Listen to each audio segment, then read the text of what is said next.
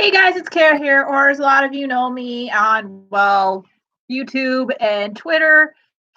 And I also am on Patreon and Wattpad. I think it's Wattpad, Wattpad. I think that's all my social media stuff now. Anyways, on there I go by Saiyana Brief. Oh my gosh, I have somebody watching. That's really cool. Hi, person watching. Um, so anyways, I almost forgot I wanted to do this today, so I wanted to do this really quick. I got like 30 minutes here. Hopefully it won't be that long, but little explanation if you haven't noticed, different background with a lot of worse things behind me. A little over a week and a half ago, actually, I guess on the end of October, start of November, I lost my viewer. Anyways, then I had to move. I moved back to my dad's house, so this is part of my dad's living room. I have shown it in some videos and stuff before, but I just want to explain that. I also feel really weird because I don't have my necklace on yet, but I'm in the process of getting ready. My car has to go in for an oil change and some other minor work stuff here in a little over an hour, in about an hour and a half, a little under actually. But yeah, so I wanted to do this really, really quick because I almost forgot about it. And it's going to be a little trickier now for me to do my live videos or really any of my videos because I am now living again at my dad's house. He doesn't quite get what I don't think he knows all what I do of all my social media stuff. So, like last night, I couldn't do the video right away when I wanted to do the video because there were people here and I'm still working on getting my room set up. I have an SS Rods. Anyways, hi. But anyway, so yeah, last night I watched because there's TV at my dad's house. It's just local TV. We get a lot of stations from again, I'm in northwestern Illinois now. I went from north central Illinois to like an hour-ish west. So we get a lot of stations we get some from Madison, we get some Rockford station, Madison, Wisconsin. We get some from Rockford, Illinois, because that is the closest. There's some from Iowa, but I'm not sure where they're at in Iowa. And we get a lot of stations from the Quad Cities. So that's like, well, two of the Quad Cities is Davenport. Two of the Quad Cities, I believe, is Illinois. There's like Rock Islands, Illinois. Thank you. There's Rock Island, Illinois. There's Davenport, Iowa. I'm not sure what the other ones are, but I'm trying to keep this kind of short here too. So anyways, MeTV last night had a broadcast. It must have been all the MeTVs wherever, because one of my friends in Iowa. No, actually, he's in Wisconsin. He's up farther in Wisconsin. He thanked me for posting that the special was on because it reminded him that he wanted to watch it. So, and I actually might own this special on DVD. I'll have to look when I find the DVD. Because they had basically what it was the ending special of MASH, and it also had some interviews with cast and writers, which I love that they included the writers because writers never get the credit that they should get because like I keep thinking like I'll thank the voice actors for a really awesome line in Dragon Ball Super and something else. And it's like, somebody wrote that. Although there's sometimes, where the voice actors do ad lib because there's gosh, I can't remember where it is, but there's one episode of Super and Krill says he's Krill in it. And it's like, I wonder if they wrote that or if that was Sunny ad libbing, and Sunny said yes, it was him ad libbing. So but yeah, a lot of the times a lot of the lines that are spoken are written by the writers, and then the actor, whether it's a voice actor or an actor on TV, gives the line. So so it's a little different, but yeah, so like I grew up on MASH, and actually reeled it back in because yeah, actually one of the writers and two of the actors that were on interviews have passed away since they made this, and I think the one was like 2015. So sadly, I think it was the guy that played BJ Honeycutt, the guy who played Pastor McCall. I can't say his name right, but the preacher dude, like two of my favorite characters, and then one of the writers actually just passed away last year. So I actually own a special of MASH in DVD, and I think it's actually that because I've owned it for a while. Because I actually I bought it from my dad, and then I realized my dad doesn't have a DVD player, so I'm like, oh, I guess I'll keep this. But because yeah, like I grew up on MASH, and like I didn't see the ending special probably since I was like a kid, like probably like my niece's age or maybe even younger. And my one niece is 11, the other one's 8. So it's been probably a good 20-25 years since I had seen that. And it actually was interesting. I looked up Well, hi, Chris. It is nice to meet you too. I don't know if you follow my page. You should follow my page because I do a lot of cool stuff on here. I'm going to be getting back into my videos and stuff. Actually, I should do that at the end of the stream. Actually, while I'm on it, I'll do that and then I'll reel it back in.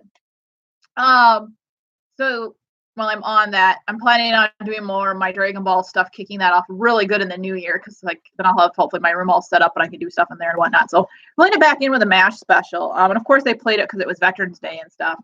But like I didn't realize that show actually ended before I was born. There's a lot of shows that I thought I grew up on, and I like grew up on the reruns, or I partly grew up on the show. Like Full House, the Olsen twins are actually like a couple months younger than me. So like I partly grew up on that show and I partly grew up on the reruns because I was like, you know, the show started in like 87 or something like that. Like I'm too young to remember the early stuff, seeing it for the first time.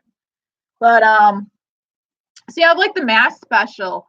It was a lot darker than I remember it being. Again, like I said, I hadn't seen it in probably like 20, 25 years. So, but you know, and some of the actors, some of the interview stuff was, you know, like there's a part, you know, where like at the beginning of the special, Hawkeye's actually in a mental hospital and he's talking with the Sidney Friedman. I love that their psychiatrist, his last name is Friedman. It's like that just it was genius whoever thought of that because I'm pretty sure there is a doctor Friedman or psychology stuff somewhere, some name close to that. But anyway, and like, you know, Hawkeye comes to terms with stuff and they were like telling that this, because at first it was just the people on the bus and like he would have the story be something happier to cover up something that was darker, and eventually they got through to the dark truth of it. And like they were saying that these were actually stories. Like one of them, I will say, if you haven't watched the MASH ending special, you're probably super young. I mean, MASH is one of those shows that's going to probably be around forever. And like I said, I mean, it ended in like 83 and I didn't realize that. I thought the show actually ended after I was born, and it didn't.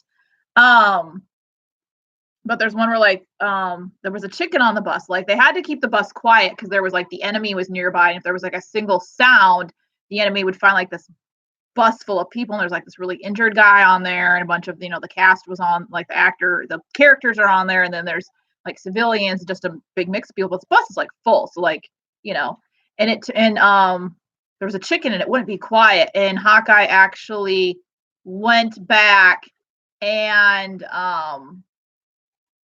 like kind of yelled at the lady, like, you know, to shut the chicken up because they're going to get found. And he's starting to walk towards the front of the bus, and all of a sudden it's quiet.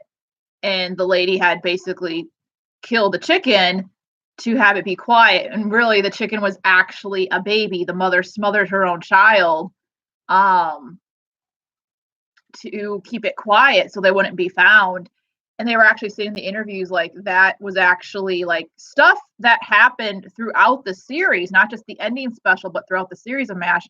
A lot of it was actually stories that people shared of stuff that had happened, because there was like, unfortunately, it sounded like it happened a lot with, not a lot, but like they had several instances where there was a situation where, you know, they had to be quiet because there was one that there was like, I think they said 50 people hiding underneath this bridge, and there were North Koreans going on top across the bridge.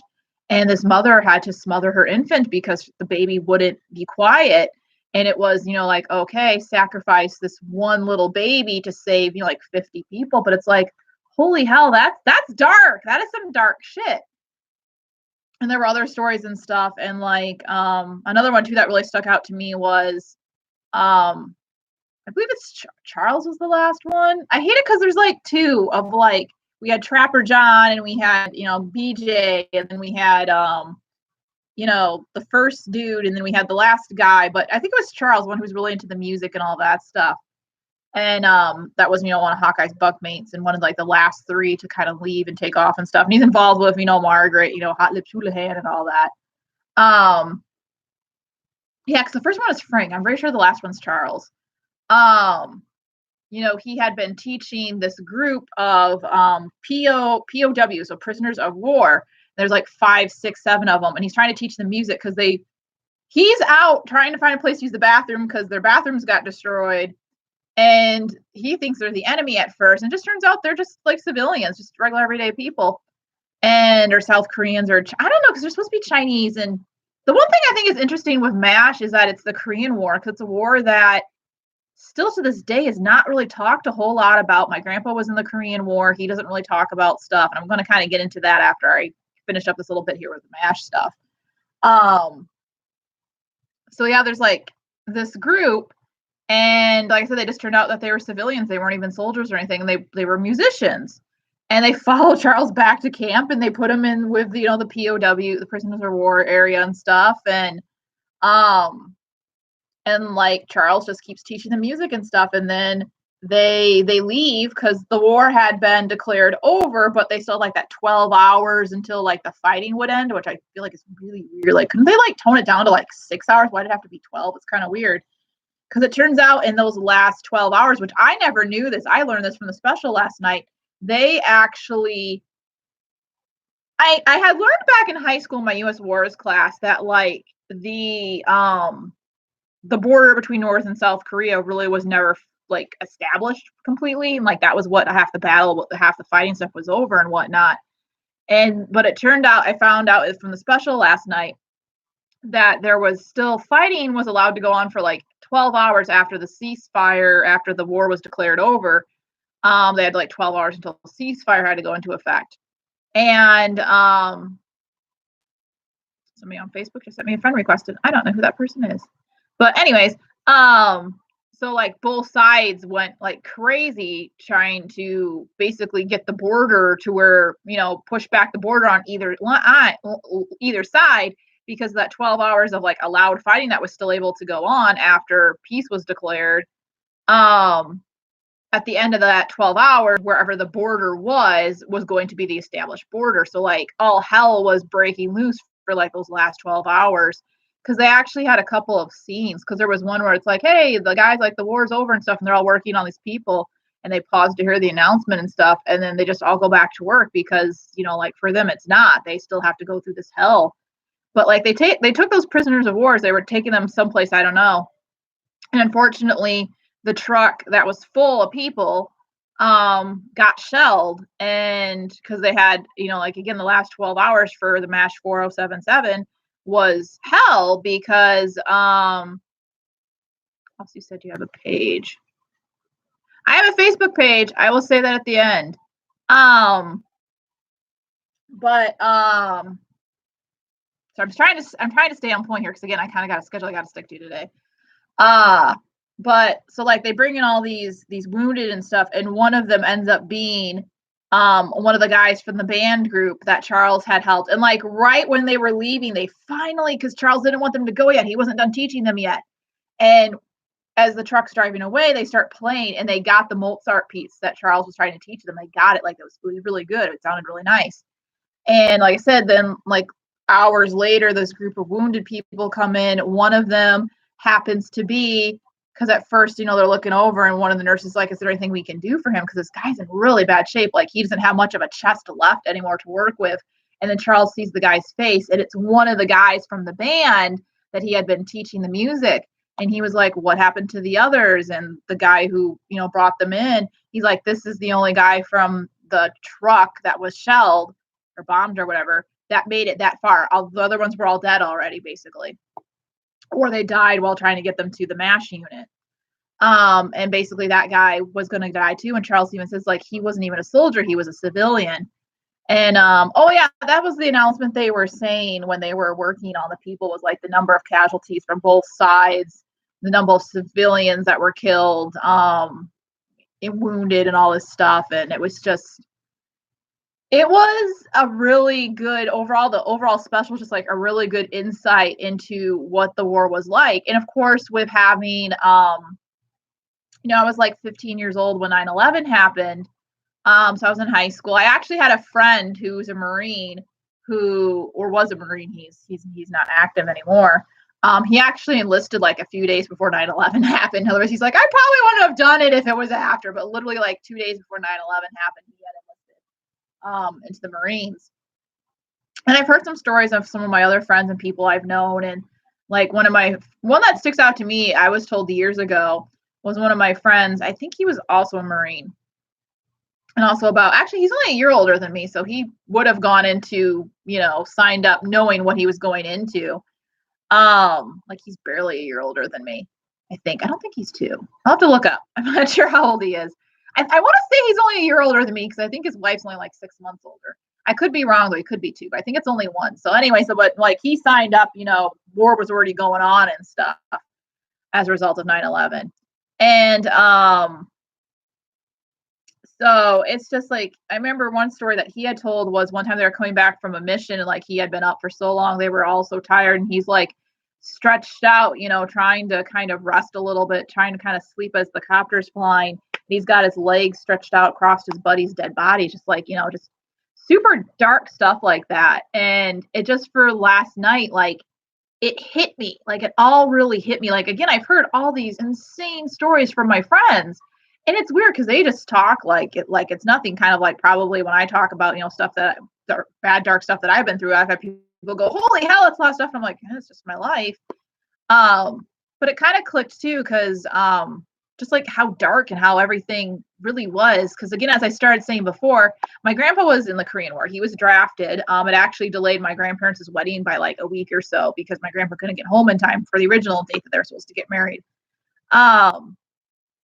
And like all I knew, I don't even know how old I was when I found out that my grandpa had been in the service, had done something like that. Because really, not very many people in my family have served. My grandpa was drafted into the Korean War. My stepdad was drafted into whatever was going on, Vietnam, maybe back in like the 70s. And he was actually cousins with my grandpa. Actually, him and his wife met because of World War II because they both served.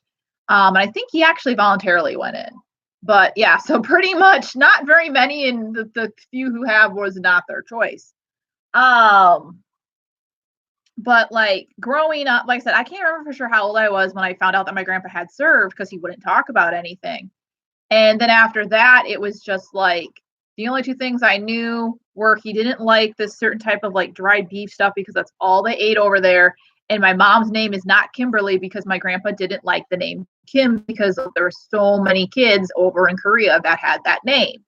So apparently my grandma liked the name Kimberly, and my grandpa went to that name. So it's only been in the last handful of years that my grandpa's always been active in the Legion. He's always been active in their local Lions Club and stuff. But it's only been in the last handful of years that, like, if we're at like a band concert or something and they want to recognize, people that have served, and they do this every year. They have these band concerts in the park in the summer. And of course, the 4th of July one is, they'll do military themes and stuff. And they'll ask, if you served, when, whatever, they'll play all the military themes and whatever branch you had served in, please stand, when yours comes on. Only in the last recent years has my grandpa started doing that type of stuff, like actually standing when it's time for his time to serve.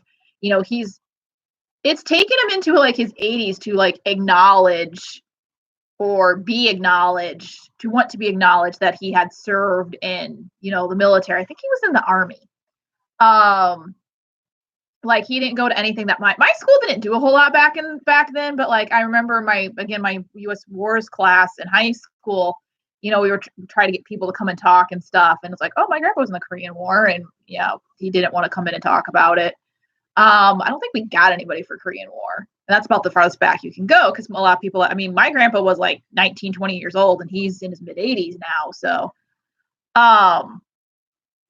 but yeah, it was just like, it just like all clicked last night. Because I like to say, it's kind of interesting that with MASH, it's the Korean War, because that's one that still really isn't talked about. I know there's some things now that want to call it a conflict and not a war, because we really didn't win it. There really was no winning side. I think there still is a North and South Korea today.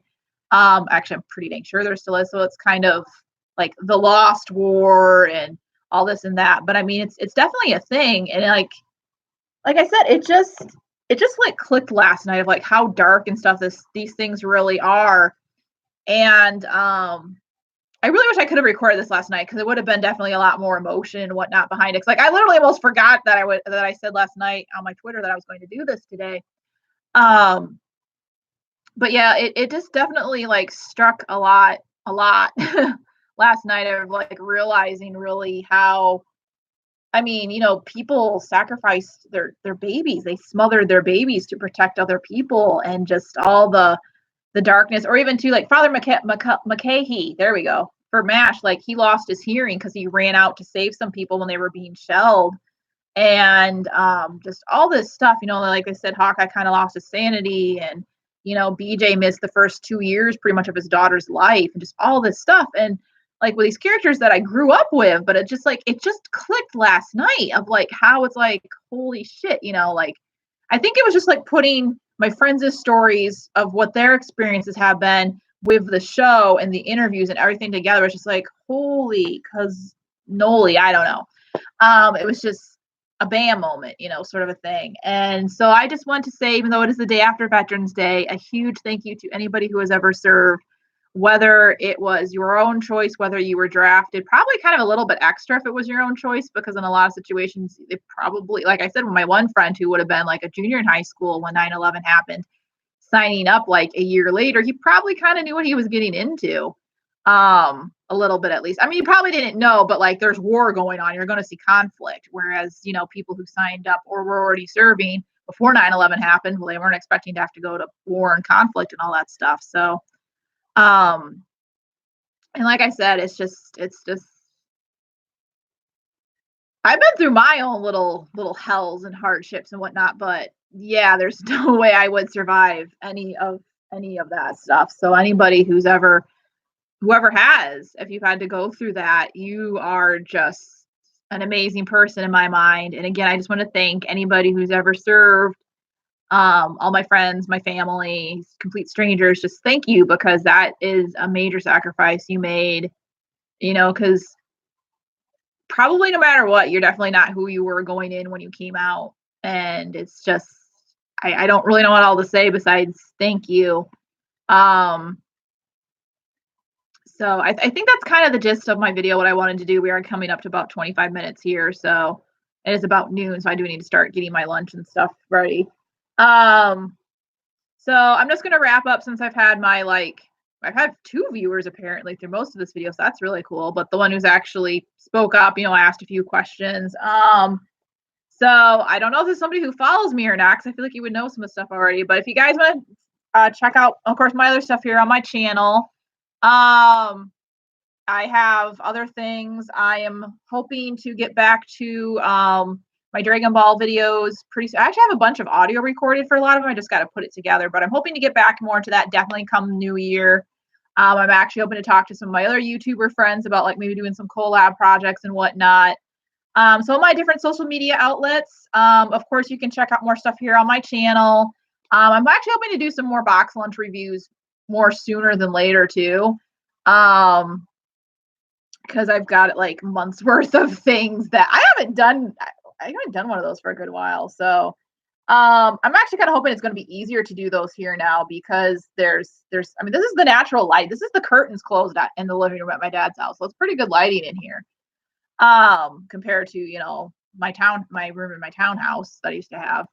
But yeah, my Dragon Ball information stuff and whatnots and things. I might be starting a Twitch channel. I had a friend suggest doing that. I just have to figure out how I'm going to do that for like more of my live stuff.